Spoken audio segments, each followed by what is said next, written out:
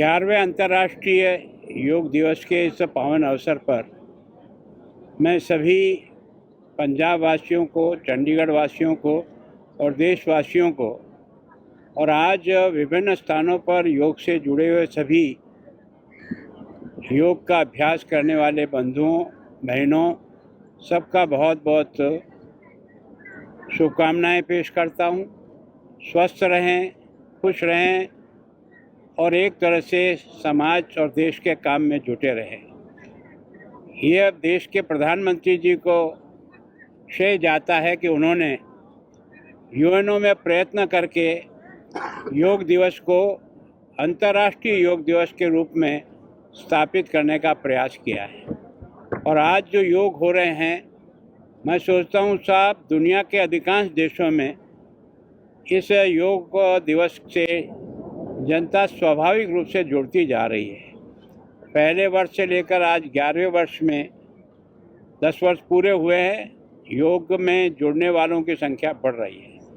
वैसे भारत में प्रारंभ से ही योग के प्रति एक रुचि थी और उसके कारण से हमारे साधु सन्यासी तपस्वी जिन लोगों ने कंदराओं में जाकर, पहाड़ों में जाकर के योग का भी अभ्यास किया, स्वयं भी स्वस्थ रहे, बिना भोजन और बिना सामान शरीर के लिए जो आवश्यक होता है वो बिना लिए हुए भी स्वस्थ रह कर के उन्होंने अपनी साधनाएं पूरी की है।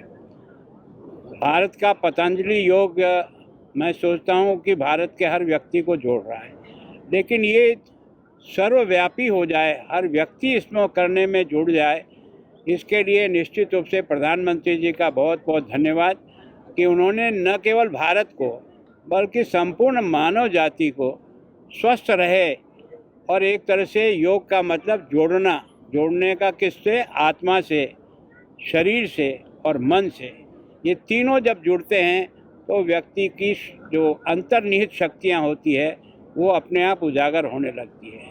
तो अनादिकाल से भारत योग का गुरु रहा है और आज फिर देश के प्रधानमंत्री ने इसी योग को देश और दुनिया के हर कोने में पहुंचाने का प्रयत्न किया ताकि व्यक्ति स्वयं स्वस्थ रहे और अपने आसपास के लोगों को भी स्वस्थ रखे।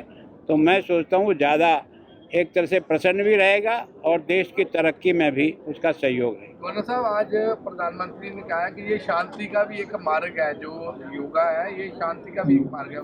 निश्चित रूप से मैंने जब कहा ना कि व्यक्ति जब योग करता है तो आत्मा, शरीर और मन तीनों एक साथ जोड़ते हैं।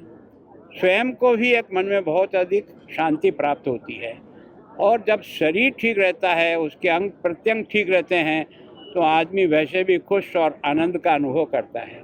तो ये कोई नई पद्धति नहीं है, अति प्राचीन भारत में 5000 वर्षों पहले भी योग थे। आपने जगह जगह मंदिरों पर जो मूर्तियां खुदी हुई देखी होगी, वही योग की विभिन्न प्रकार की मुद्राओं को प्रदर्शित करता है। सूर्य नमस्कार जो है इस देश में प्रारंभ से चलता है और उसमें सर्वांग योग सम्मिलित हैं। शरीर को जितने योग की आवश्यकता है वो सूर्य नमस्कार अकेले में ही समाहित है। अगर व्यक्ति 25 सूर्य नमस्कार पूरी मन से और पूरी विधि से लगाए तो मैं सोचता हूँ बाकी योग भी करने की आवश्यकता उसको नहीं होगी। उमर अब्दुल्ला ने पंजाब का पानी रोके जाने की बात कही है, इसको आप कैसे? देखो, मैं सोचता हूँ कि पानी न तो कोई रुका है न कुछ नहीं, किसी के कहने के कारण से कोई पानी रुक जाता है।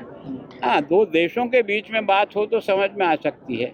एक देश, एक ही देश के निवासियों को किसी से वंचित करे और किसी को अधिक उपलब्ध कराए, ये मैं सोचता हूँ हमारी संस्कृति तो नहीं सिखाती।